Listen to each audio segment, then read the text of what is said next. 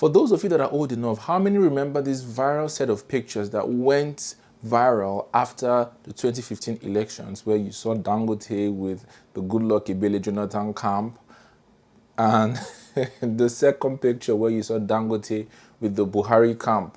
And obviously we don't know what really went down, but it was purported that Dangote was with the Goodluck camp before the results came in, and when he saw that Buhari, former President Buhari, was winning, he switched camp. And that has seemed to be the story of Dangote's professional and business life, because a lot of people conjecture that he cannot stand outside government patronage. And I'm going to be reacting to the recent back and forth by Dangote Group of Companies and BUA Group of Companies. It has been an over 30-year feud, and I'm just going to be piecing out the details. I went and did some research. I read the two statements, the two most recent statements. They've been releasing statements for God knows how long. And I'm going to start with BUA's own. So this is what BUA alleges about Dangote. BUA says this started all the way from 1991. Dangote, they were commodity traders, and they were in the sugar business, one of the pioneers of the sugar business. And Dangote actually approached them and expressed interest in buying some consignment of sugar, doing trade with them. And Dangote issued them a dog check. When they tried to cash it out, it was the beginning of their woes, and 3 months of closed accounts, closed warehouses, lots of business was crippled because of that singular act. And obviously, in corporate, I don't know if to call it espionage or whatever. So that was the beginning. And then BUA went on to allege that Dangote would go on to try to sabotage their sugar refinery, because they still continued the business. They weathered, they were resilient enough to weather that setback, and they wanted to start up a sugar refinery some years later. And they had actually gone to lease a land that belonged to Dangote's uncle, like his literal uncle, 4.5 hectares of land. And this concerns our industry because we're in real estate. So he leased 4.5 hectares of land because it was a coastal, it was a coastal kind of land. So once they had signed all the approvals, they had gone through NPA, Nigerian Ports Authority, everything was paid. They had even marshaled contractors, equipment to site to start construction. Dangote reached out to then sitting president Olusegun Obasanjo, and immediately everything was sealed off. And in fact, BUA alleges that Dan Tata, who was Dangote's uncle that gave them that, eventually ended up even losing that land to Dangote. And it was so shattering, up to the point that his saving grace was that his father, the owner of BUA, his father actually offered them land, which they are still using till today. That's how they were able to establish their sugar refinery in Lagos. Then, fast forward also a few years later, after this refinery fiasco in Lagos State, Yar'Adua came into the scene after Obasanjo had left. So Yar'Adua was wanting to break the monopoly of Dangote in the cement industry. And so Yar'Adua had granted 6 licenses to different businesses so that they can actually start producing cement and actually start making use of, for the national growth. And they wanted to also BUA also wanted to establish a refinery in Lagos State. And how did that go? Dangote tried to frustrate it to the mark. So they actually wanted to do a floating refinery, and it was kind of like an ingenious stuff that was going to make them more efficient. But they frustrated it to the latter, bottlenecks, bureaucracy, just knowing who to call in the government. So they decided, okay, let's go to Port Harcourt. And we are going to go to Port Harcourt. And even there in Port Harcourt, there were several attempts to kind of like stall it and like to frustrate that process. So now let's go back to their sugar refinery. So years later, their sugar refinery, BUA also claims that overnight, they had brought in expatriates to come and, pioneer this work. So our Brown, the then Deputy Comptroller General of Immigration, he just marshaled all their expatriate staff together, put them on a flight, accused that, he accuses Dangote of funding that flight and was deporting them. So he had to make a call to the actual Controller General and make some calls here and there, and that's how it was foiled. That Deputy Comptroller General ended up even being sacked because, this was gross abuse of power. Then let's go back to Port Harcourt. So it actually took the intervention of President Buhari I think it's President Buhari, yeah, in both Port Harcourt and also in Edo State, because they also have, I think, a cement factory in Edo State. And, Buhari told Obaseki that nobody must lose their jobs, and processes must go on as expected. Dangote actually accused BUA of operating a refinery, cement refinery, illegally, and it had to even take him making calls. Which just shows you that Nigeria is just a place of who knows who. And you can imagine if this guy didn't have these connections. Let's even now ask what happened to the other 5 companies that were giving licenses. You see the likes of Ibeto Cement, then see the likes of Eagle Cement. Where are they now? Literally, Dangote and BUA, the 2 main guys that are operating, using parastatals of governments to actually go after your enemies. Competition is allowed, but play fair. Just play fair. And there is, in Dangote, let me now address some of Dangote's own allegations. BUA accused Dangote of round tripping, and as if to try to justify and try to defend themselves, they actually admitted that the CBN governor, under the leadership of Godwin Emefiele, approved over $3.5 billion at the interbank exchange rate then.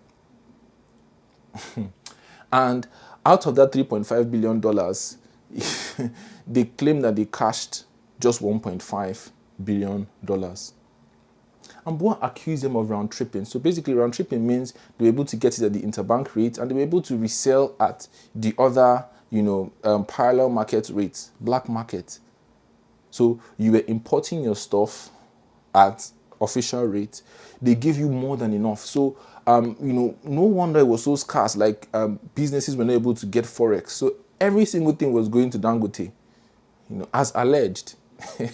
Because every single thing was going to him. And then you had your audacity to actually come. Okay, they claim, oh, we are the biggest employer of labor. We pay the largest tax. They have done a couple of roads.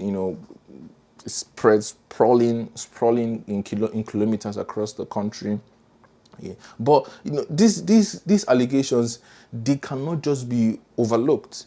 BUA also claims that there's physical hard evidence of Dangote and his staff using a corporate communication of trying to marshal out thugs to come after their workers on site, trying to do this or that. Even so, I think the Sokoto as well, they had issues with that. Both of them had issues with that. And Dangote came to claim that 2 publications by the leadership and Business Day have been retracted, that these things are all lies, and they posted it in their own defense.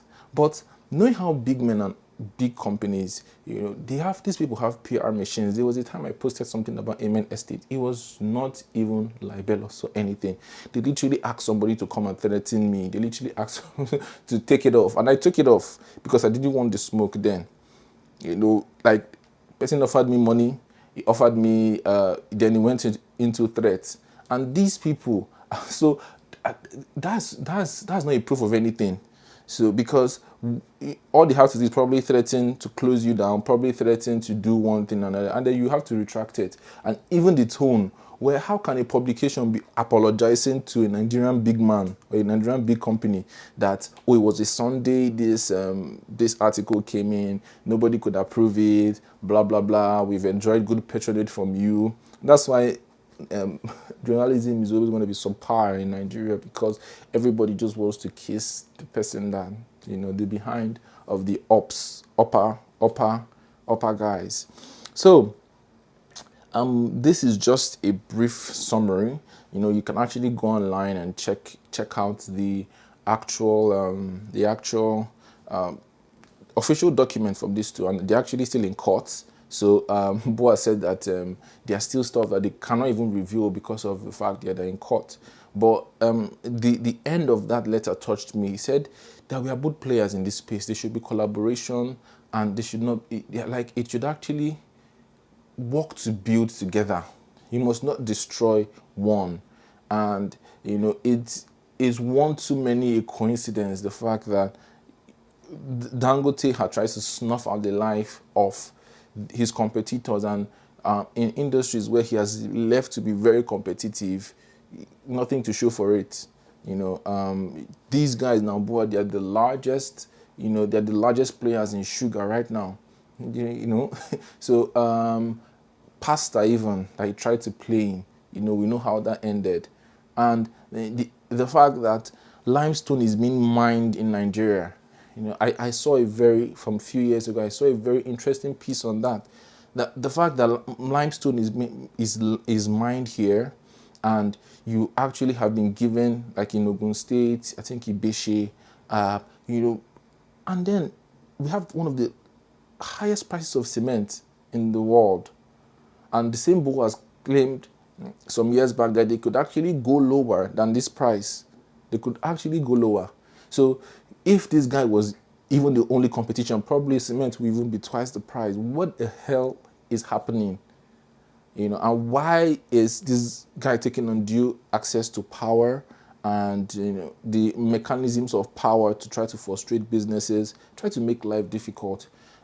He's props to him. The refinery that is in Ibejileki revolutionized our industry and also revolutionized growth in that sector.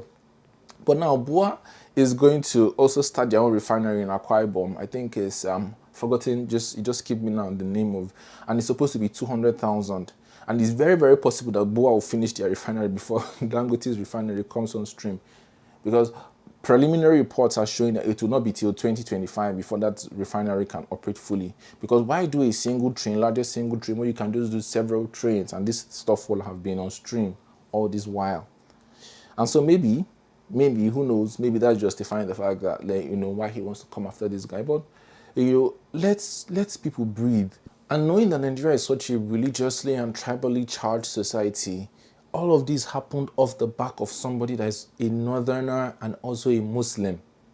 So imagine if it was just like a different scenario. This person didn't have as much clout, wasn't from the same, extraction, and he was just a businessman that wanted to. He would have been dead.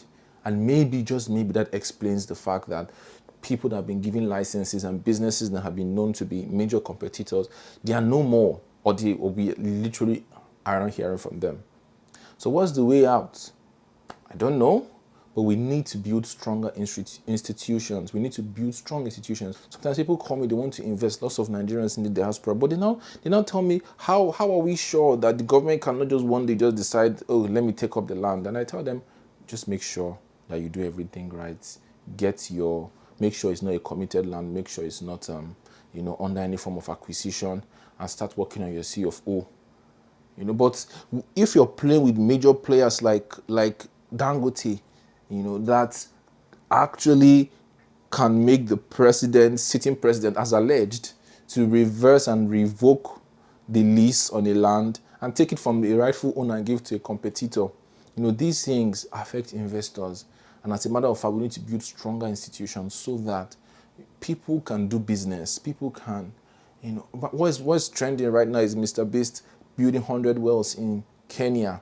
And so many people started saying lots of things that the management of Chevron, you know, they actually wanted to Igboefon Road. Igboefon, it's a death trap. It's literally a death trap. That road is a death trap. They wanted to do it, but the traditional rulers and, you know, all those boys, they ask you to drop something. These things are hampering. These things are, you know, government does play a role 100%.